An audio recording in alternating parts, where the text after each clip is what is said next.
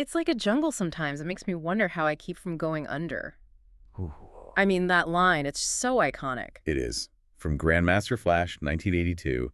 It was a diagnosis of urban pressure back then. Exactly, a diagnosis. Yeah. And that's what we're looking at today. But fast forward to 2025, because the jungle, it's evolved, right? The pressures are still there, but the mechanics behind them are, well, they're a lot more complex. I really are. You're talking about digital control, political games, economic exclusion, all woven together. And that brings us to the source stack we just went through. It's absolutely fascinating. It's a 2025 AI-generated remake of The Message.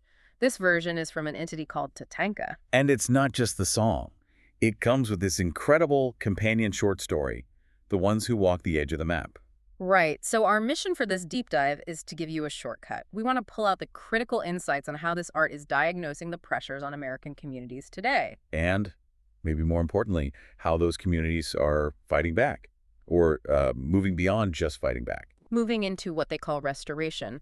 But before we get there, the project grounds itself in this really powerful philosophical frame. It does. They make it clear this isn't a new fight.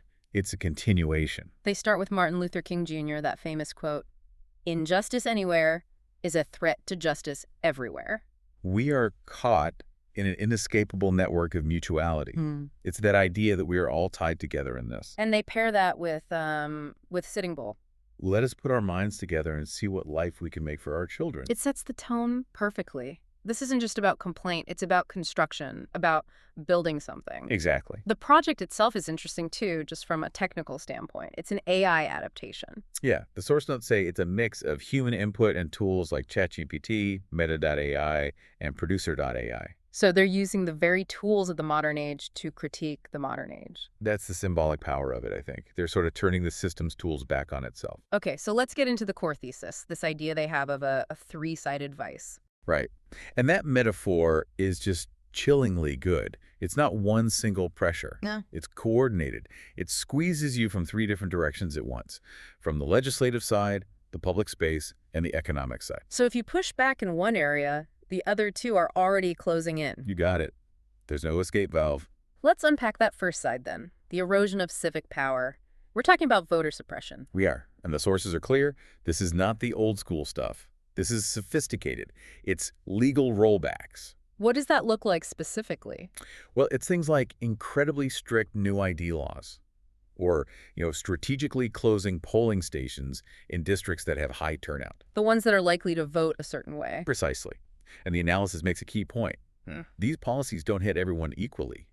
They're designed to hit people with fewer resources the hardest. Forcing them to choose between, what, a day's pay and the right to vote? Exactly. The lyrics in the new song capture it perfectly. Verse 1 says, ID laws hit, yeah, the decks stay stacked. The deck stays stacked. It's not a bug, it's a feature. It's the design. Yeah. And it goes deeper than just voting. The sources talk about this theme of erasure. What do they mean by erasure? It's like making people disappear from the official record. Records that used to protect you, prove you lived somewhere. Yeah. They can just become thin or disappear. That's the quote. Just vanish through some bureaucratic change. That is terrifying. If the state says you don't exist on paper, Then for all official purposes, you don't. And they link this in the lyrics, I think it's verse 5, directly to political power. let me see. Yeah. Laws get twisted, numbers erased, census games played just to shrink our place. Census games, it's about manipulating political maps before a single vote is even cast. So, okay, if you're the listener and you feel like the whole system is rigged against you, what's the end result of that? Well, the source is pretty direct about it. You see a huge drop in public trust, In democracy itself. in the legitimacy of the whole system. And when people feel their voice is gone in the official channels, they have to find other ways to be heard. Which takes us right to the second side of that vice. Side 2. Controlling public life. Policing and surveillance. We're moving from the state house to the street corner here. And it's not just cameras on every corner, though there is that. It's drones, facial recognition, a whole web. But the TATANKA project points to something even more disturbing. Yes. This is maybe the most crucial insight. It's not just more public police. It's the rise of private, unaccountable contractors. Wait, private contractors? Policing protests? That's what the source material describes. Functionally, yes. They manage crowds. They extract people from protests. And because they're private, they operate outside the usual rules of accountability. That's the fear. The story talks about them using unmarked vehicles, operating with this sort of paramilitary feel that just injects paranoia and fear into any kind of organizing. It just completely changes the risk calculation for showing up to a protest. It really does. And then there's the language they use, how protests get framed. Right. They're not an expression of free speech anymore. They're a threat. They're criminal. And that framing justifies the heavy-handed response. But the lyrics push back on that. Verse 2 says, BLM march is labeled as crime, but we keep pressing on, staying strong each time. They see the label for what it is, an intimidation tactic. Exactly. To really get this, though, you have to look at the short story, at Lane and Khalil. Right. Lane is the main character, and she's fighting that erasure we just talked about. With something she calls the ledger. Yeah, the ledger. Such a powerful idea. It's not an official record. It's the community's truth. So she's tracking things the official reports would ignore. Missing neighbors, unfair evictions, when the power gets cut off mysteriously. Yeah. All the little and big things that make up the reality of their lives. And the story's tragedy centers on her brother, Khalil. He's not an organizer. He's a poet. He's a poet, and he gets taken, abducted by these same private contractors. His crime wasn't violence.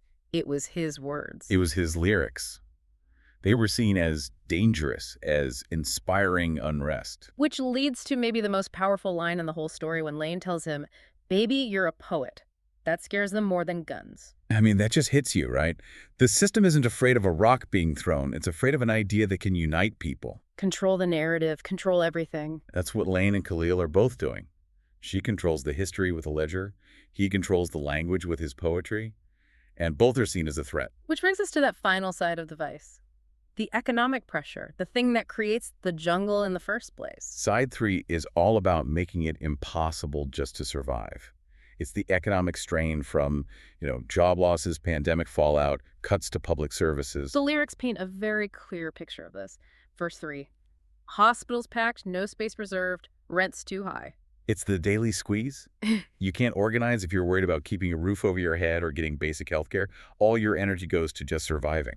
And the sources show this extends to education, too, that the schools are a front line. A huge front line. They talk about narrowing the curriculum, censoring books. The lyrics say they hide truth like we born as fools. So you control the present through economic pressure, and you try to control the future by limiting knowledge. You got it.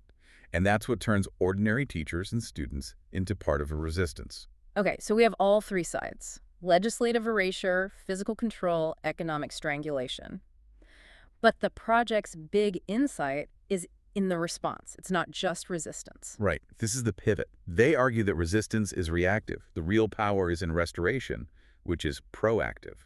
So what does restoration actually look like? It looks like building the world you actually want to live in right now within the ruins of the old one. The main example is a network they call the Underline. The Underline. Yeah, and it's not a protest group. It's described as a network of survivors, activists, displaced mothers, teachers, all sharing skills, food, shelter. It's a mutual aid network, a parallel society almost. A parallel infrastructure. And their philosophy is everything. They say, not rebellion, reality, not resistance, restoration. I love that. Not resistance, restoration. It's a huge shift in mindset. They're not just fighting the system anymore. They're making it irrelevant to their survival by building something better. It's a slow, local, steady process of repair. Exactly. And this connects right back to the story's core metaphor, the edge of the map. Right, where Lane and Khalil have been pushed. It's not a place of defeat. Not at all. It's the opposite. They realize it's the place where, and this is a quote, America's forgotten, redesigned America. Wow. The people on the fringes, they're the ones who already know how to survive without the system, so they're the only ones qualified to build the next one. The pressure cooker didn't break them. It forged them into architects. That's it. And the song's lyrics capture that defiant hope at the end. But we grow strong in the pressure and heat, turn that fire into power when we stand on our feet. So to bring it all together, the three pressures were meant to contain and crush people. But it backfired. It forced them together. It forced them to innovate. The jungle didn't make them go under. No. It showed them how to rise together by building their own ground to stand on. We've covered a ton of ground in this deep dive, from voter suppression all the way to these restorative mutual aid networks. And that brings us to the final thought the source material leaves us with. It calls that edge of the map an invitation. So here's the question for you.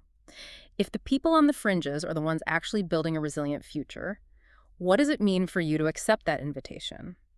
What would it look like to stop waiting for the center of the map to fix itself and instead start building something new, something restorative from the edge of your own map? That's the challenge to think about.